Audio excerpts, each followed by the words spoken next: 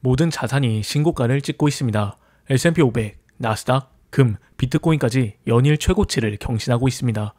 엔비디아, 테슬라, 구글, 메타 같은 빅테크는 최근 1년 동안 약 50%가 올랐습니다. 하지만 슈드는 정반대로 가고 있습니다. 올해는 마이너스 0.1%, 최근 1년은 마이너스 3% 하락했습니다. 왜 슈드만 오르지 못하고 있을까요?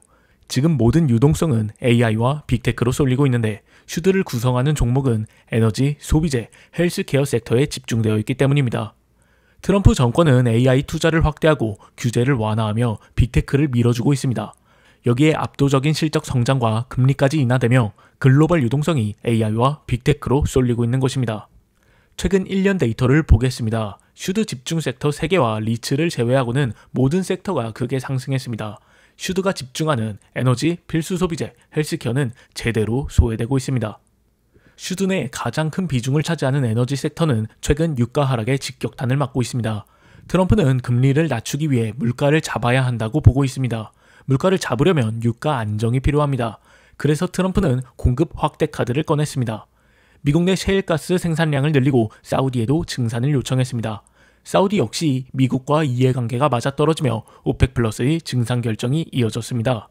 하지만 중국의 원유 수요는 둔화되고 있습니다. 공급은 늘고 수요는 줄었습니다. 결과는 유가 하락입니다. 유가가 하락하면 에너지 기업들의 수익성이 줄어듭니다. 실적 기대가 낮아지면 주가도 함께 밀릴 수밖에 없습니다. 슈드 내 두 번째로 큰 비중을 차지하는 섹터는 필수 소비재입니다. 우리에게 익숙한 이름인 코카콜라, 펩시, 타겟 같은 꾸준한 배당을 지급하는 기업들이 대표적입니다. 하지만 최근에는 이 필수 소비재 기업들의 주가 역시 정체 상태입니다. 소비재 대표 ETF인 XLP를 보겠습니다. 최근 1년간 소폭 하락했고 최근 3년 동안 시장 평균을 크게 밑돌고 있습니다. 이유는 명확합니다. 원화와 인건비 부담이 커지며 이익이 줄었고 물가와 관세로 소비가 위축되면서 매출 성장도 둔화됐습니다.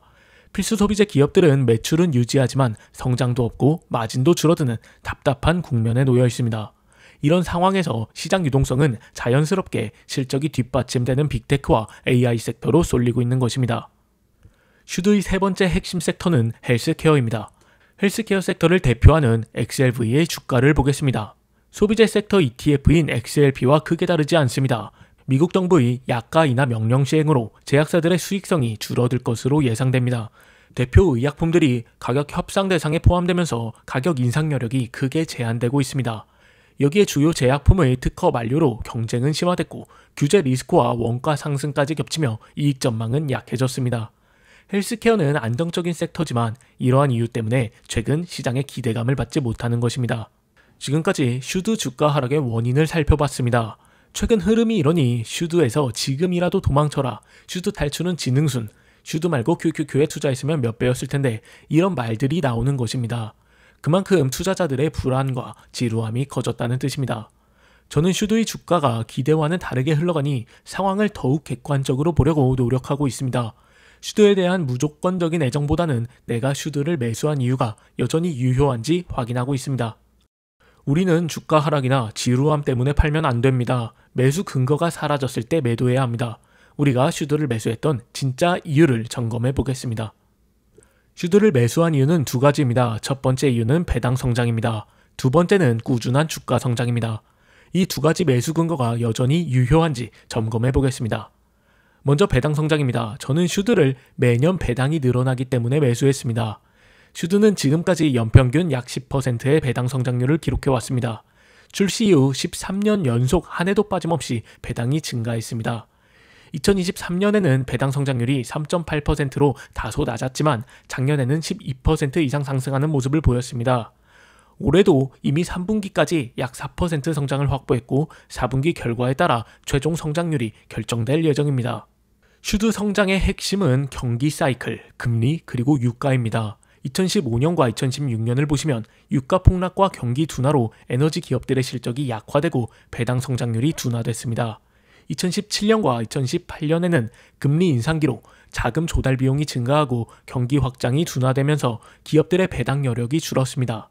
2023년 역시 마찬가지입니다. 금리 상승기에 있으며 인플레이션이 정점을 찍었습니다. 원가 부담이 커진 데다 방어주 중심의 실적 둔화까지 겹치며 배당 성장률이 크게 낮아졌습니다. 지금 역시 상황은 비슷합니다. 유가는 오펙 플러스의 증산과 트럼프 행정부의 정책으로 눌려있고 이제서야 트럼프 정부 첫 금리 인하를 실시했습니다. 이런 환경에서는 4분기 배당 성장률은 높지 않을 것 같습니다. 하지만 2023년과 올해만 보고 속단하기는 이릅니다. 우리는 4년 연속 배당 성장률 10%를 밑돌았던 2015년부터 2018년을 보면 됩니다.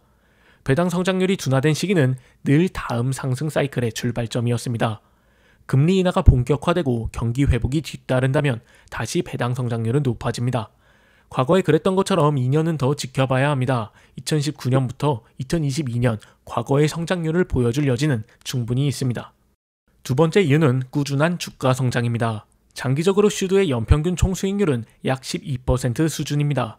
하지만 매년 꾸준히 12%를 기록한 것은 아닙니다.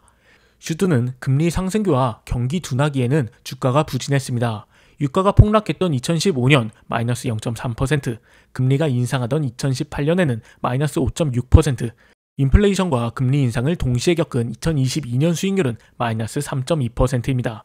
하지만 2016년과 2017년에는 20%의 수익률을, 2019년에는 27%, 2020년에는 15%, 2021년에는 무려 30%의 총수익률을 보여줬습니다. 2023년 역시 주춤했지만 2024년 11.7%의 기대 수익률을 보여줬습니다. 고금리에 유가까지 눌리면 이처럼 슈드의 주가도 조정을 받지만 금리 인하와 경기 회복이 오면 다시 강하게 반등하는 패턴을 보여줍니다.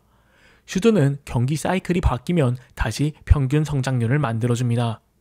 슈드의 10년 평균, 5년 평균 총수익률은 여전히 12%를 유지하고 있으며 최근 3년 평균 수익률은 11% 수준입니다.